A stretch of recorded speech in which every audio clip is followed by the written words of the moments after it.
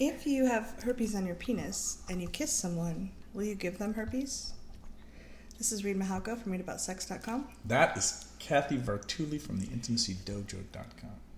And the answer is no, unless you've just touched your penis with your hand and then touched your mouth. What if you're kissing them with your penis? I can't take him anywhere. If your penis is safely in your pants and your hands have not been touching it and you kiss someone, you will not give them herpes. Yeah. And it's possible that, but more unlikely, that you could have herpes on your penis and also oral herpes. Mm-hmm. So you could give somebody herpes if you have oral herpes, and maybe you don't know because you've never had an outbreak there. Mm-hmm. So this is a lot of reasons why you should get tested. If you can, get tested regularly just for general health purposes, and understand that the HSV, the herpes test, is a blood test that free clinics don't give. Mm-hmm.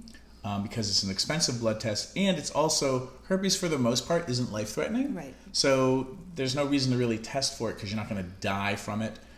So what you need to do is go to a private physician or a clinic that will do the test and pretty much have to pay for it, or if your insurance covers it. Then you'll know if you have herpes or not, and you'll know if you have HSV1 or HSV2. It used to be that HSV1 was the oral herpes, and that was, the cold sores and the things that, Aunt Gertrude would come home, at the holidays, and you're like, Aunt Gertrude, that cold sore, that's herpes. And the reason we call it cold sore is so many people are ashamed of having herpes, we won't call it what it is. And it's just, culture having its way with you and being shameful, and that sucks. And HSV2 used to generally be located in the genital region, which would be the front of your genitals, your vagina, your penis, could be all the way in the back on your rectum or even on your ass cheeks. Now what we're learning is that HSV1 and HSV2 can jump locations, so you could have HSV2 orally and HSV1 genitally.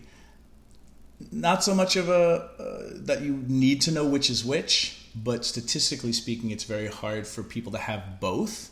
So if you have both, that can be difficult to bear, but you're special. You have both, and that's kind of rare. And again, it's not life-threatening. It's just really cultural stigma is so hard on people. Also, having HSV, having herpes can make it harder for people who have immune deficiency situations, HIV, things like that. So if you want to know more, there's a great resource called the HOP, or the H Opportunity, and it's THEHOPP.com, and that's a website and some amazing people who support people who have herpes to lessen the stigma and the shame, and to realize that your life's not ending. You just happen to have herpes. I have HSV1. So, hey, we're in the herpes club together. Welcome to the club. It's actually, a lot of people have a lot of shame around it, but a lot of people do have herpes. And it's important to be respectful to your partners and let them know and make sure that you have things taken care of. But a lot of people have it and never have an outbreak, or have very few outbreaks that cause very little problems. So. And for the people out there who do have herpes, who have frequent or even infrequent really painful outbreaks, my heart really does go out to you. It sucks. And, I think you're awesome. Please don't give up. Email us, leave comments if you want to talk more about this, and the HOP.com is a great resource, and they're doing great work. Hope it helps. Comments.